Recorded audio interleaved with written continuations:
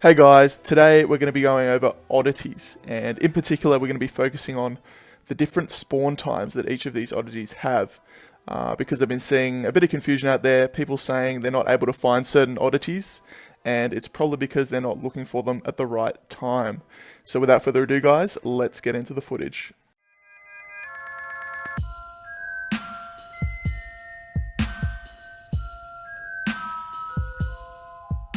So guys, what are oddities? Well, basically they're a tracing counter, but rather than using a spell to overcome the confoundable, you're actually going to engage and defeat them in combat, similar to what you would do in a fortress battle. So guys, let's get into the footage. First up here we have the Pixie. So guys, Pixies spawn at night. So basically the moment the sun goes down, which is around 6 PM where I live, you can be out there looking for pixies and have a very high chance of finding them. They're also one of the easiest oddities to defeat. They've got a very low health bar, so encounters won't be difficult. Next up we have the brown centaur, and this is a very common one guys. It's available day or night, and again quite easy to overcome, maybe just a bit more difficult than the pixie, so you shouldn't have any problems here.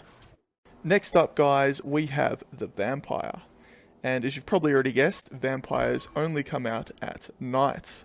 Again, there's a small increase in difficulty for vampire encounters, but nothing too crazy, so get out there guys, get out there at night and find yourselves some vampires. Next up guys, to round off page 1 of the registry, we have the werewolf.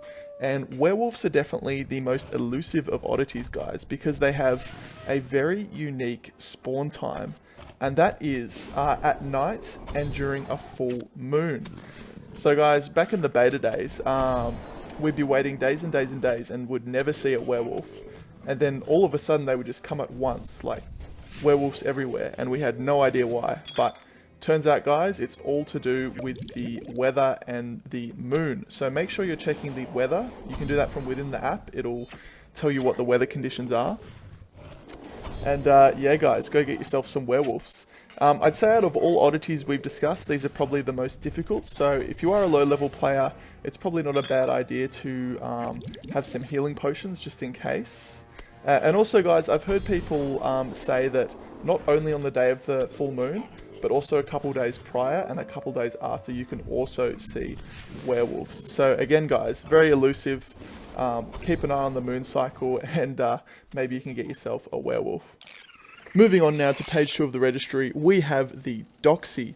And guys, Doxies aren't hard to overcome. The only tricky thing with the Doxy is that they spawn at dawn. So if you haven't seen any Doxies, it's probably because you're sleeping through their spawn window, which I think is about 5 AM to 7 AM. So guys, I've only got one Doxy so far. I'm not really a morning person, but hey, I'm going to need to get up early and complete my registry at some point. So that is the trick with Doxies guys. I know a lot of you guys haven't been able to get a Doxy yet, and that's probably the reason. Next up guys, we have the Leprechaun.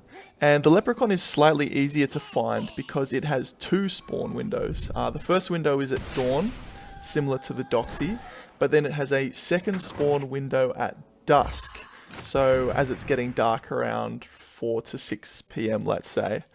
And again guys, the Leprechaun is very easy to overcome. You won't have any difficulties. The key with the Leprechaun will be being out there at the right time, which is dusk and dawn. Next up guys, we have the Urkling, and similar to the brown centaur, it's very easy to find. You can find it both at night and in the daytime. You can see it's a daytime encounter here. But yeah guys, again, pretty easy to overcome. Maybe a little bit more difficult than the Doxy and Leprechaun, but you won't have any issues with the Urkling. And lastly guys, we have the Horned Serpent. This is my favorite oddity guys. I think it looks the best. It also happens to be one of the most, if not the most, difficult oddities in the game so far. So if you're a lower level player, you might want to have some health potions available. But this oddity spawns at dusk, dawn, and also some players have seen it at night as well. Me personally, I haven't, but I've seen it at dusk and dawn. So those are the times I'd recommend you look for your Horned Serpents. And to fully complete the registry, guys, you're going to need to get 2 more oddities. The Centaur Bow and the Horned Serpent Egg. I actually managed to get both of these by doing fortress battles.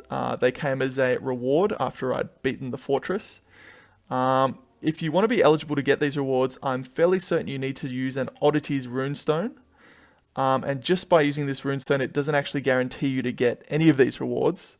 It just gives you a chance. So you may need to do fortress battles over and over again. But that's how you get the final 2 oddities, guys. And guys, there are actually a lot more oddities in the game data. I've seen Dementors, Azkaban escapees, and even Sphinxes. So yeah, I'll provide a link below, guys, if you want to check out what these are. And hopefully we see them in the game soon. So that's it for this video, guys. Hope you enjoyed. If you did, remember to like, subscribe, and also turn on notifications so you don't miss out on any future content. But in a few days, guys, there's actually going to be a new event dropping in the game. It's going to be a brilliant event, and it will be the first worldwide event in Wizards Unite. I've actually already played in a brilliant event on the beta of the game.